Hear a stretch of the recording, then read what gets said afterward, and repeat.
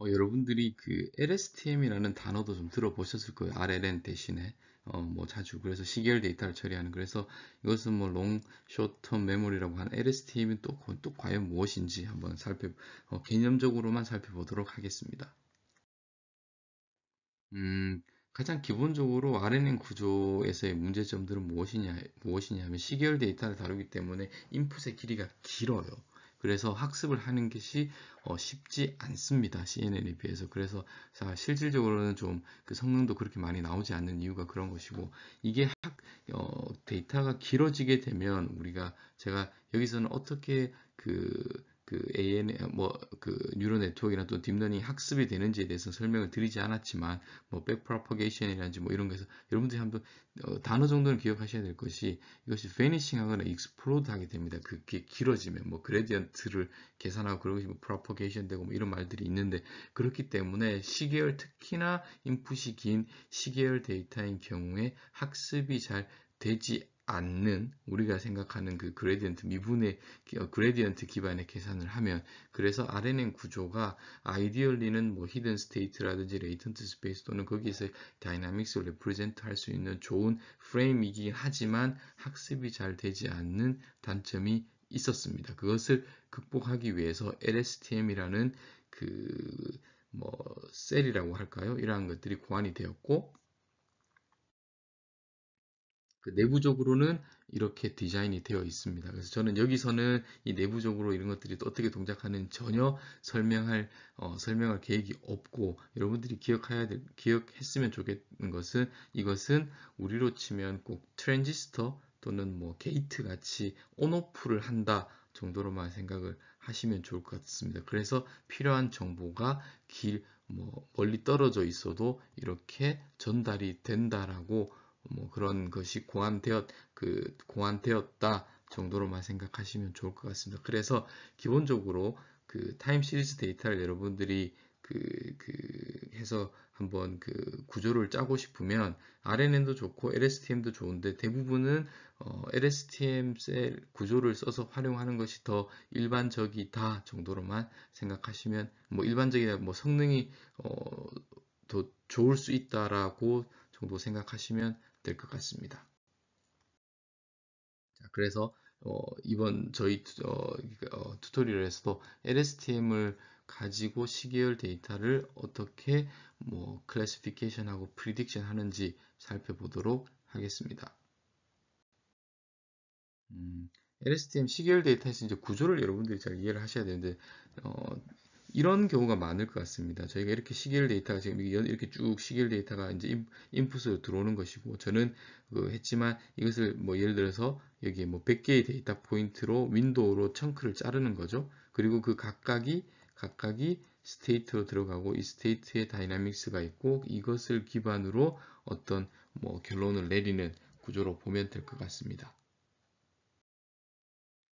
이것을 제가 뭐 이렇게 좀 그래피컬하게 어, 그려보았는데, 이렇게 시계열 데이터가 쭉 들어오고, 이만큼을 잘라서 들어오고, 그 다음 윈도우가 되겠죠. 그럼 여기로 들어가고, 이만큼이 여기로 들어가서 쭉쭉쭉 들어가는 구조이고, 이게 여기가 LSTM 구조를 나타내고, 마지막 히든한 거에서 뭐 예를 들면 fully connected 해서 신호가 정상인지 비정상인지를 클래시피케이션 하는 문제로도 그 RNN을 사용할 수 있고, 또는 그 시계열 데이터라는 것은 이제 그 다이나믹스를 계속 트렌드를 보는 것이기 때문에, 그, 프리딕션 앞으로 어떻게 되는지에 대한 프리딕션도 할 수가 있습니다.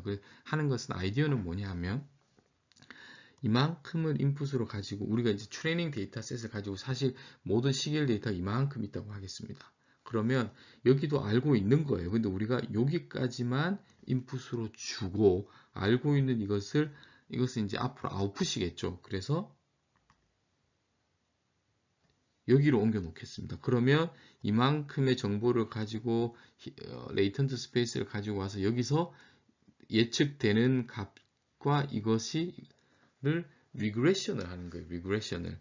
그렇게 해서 리그레션이 잘 되게 하는 네트워크를 학습을 하게 되면, 이제는 실질적으로 테스팅을 할 때는 이만큼 들어오는 걸 가지고 여기 나오는 것이 프리딕션을 하게 되는 거죠. 그래서 RNN 구조 또는 LSTM 구조에서 시계열 데이터에서 프리딕션은 우리가 가지고 있는 트레이닝 데이터셋에서 리그레션과 같다라고 보시면 될 것 같습니다.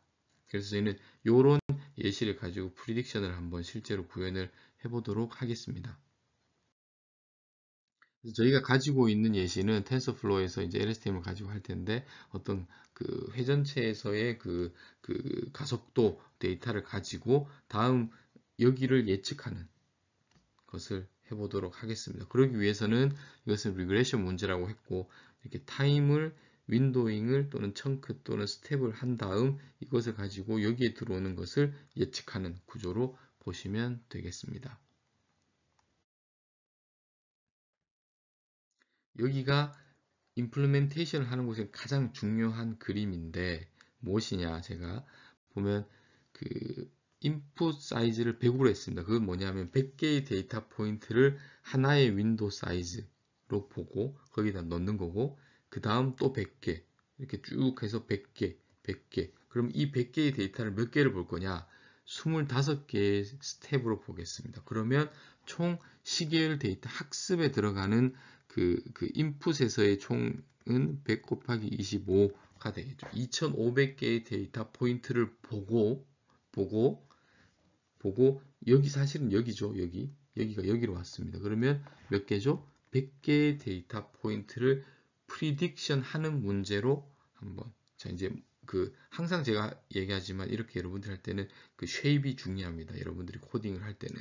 그래서 그 쉐입을 따지는 거고, 그러고 나서 여기가 LSTM인데 LSTM이 이제 여기 스테이트는 몇 개로 할 거냐? 그냥 또 100개로 하겠습니다. 뭐 50개로 해도 되고 뭐 200개를 해도 상관이 없습니다. 저는 그냥 다 100개로 했고 레이어를 히든 레이턴트 스페이스 하나로 한 것이 2개로 하고 역시나 그 사이즈도 다 100개로 했습니다.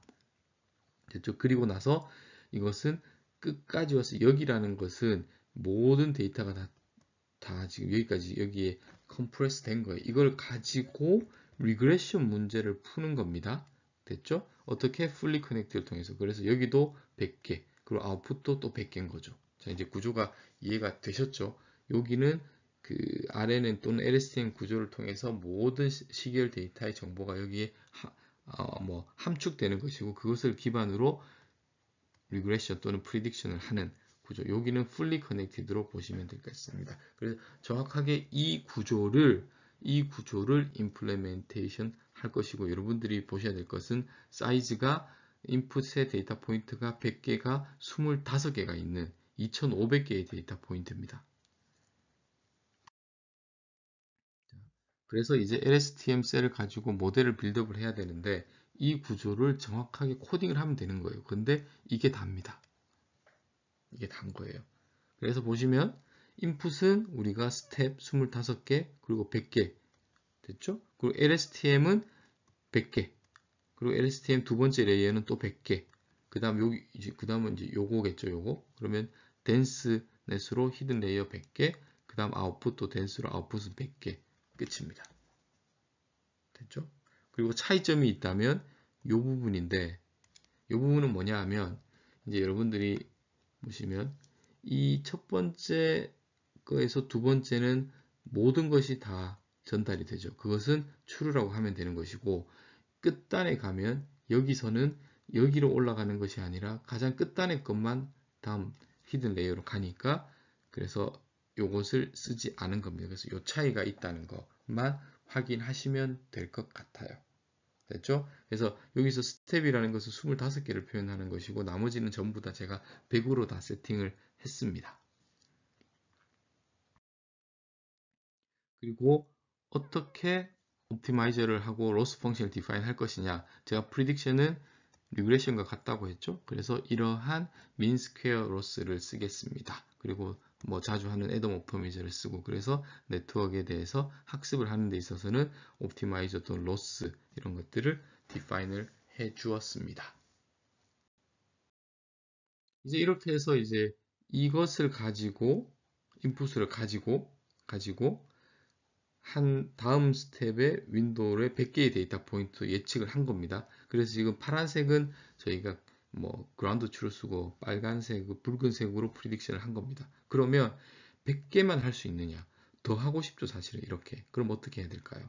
어떻게? 이제 우리가 가지고 있는 데이터는 여기밖에 없는 거니까 이 프리딕션 된 것을 기반으로 이만큼을 인풋으로 넣고 여기를 예측하면 되겠죠. 그리고 그 다음은 이만큼을 넣고 여기를 예측하고 이렇게 프리딕션을 하면 되겠죠. 그러면 당연히 여기에 오는 것, 여기 오는 것들은 예측한 것을 기반으로 또 예측을 하고 또 예측을 하기 때문에 당연히 내가 가지고 있는 데이터에서 시간이 멀어지면 멀어질수록 프리딕션에 대한 에러가 커지거나 컨피던스가 낮아지는 건 당연한 겁니다. 그것은 뭐 알고리즘이 잘못된 것이 아니라 시계열 데이터의 특징이 그런 겁니다. 자, 그래서 한번 그것까지 살펴보면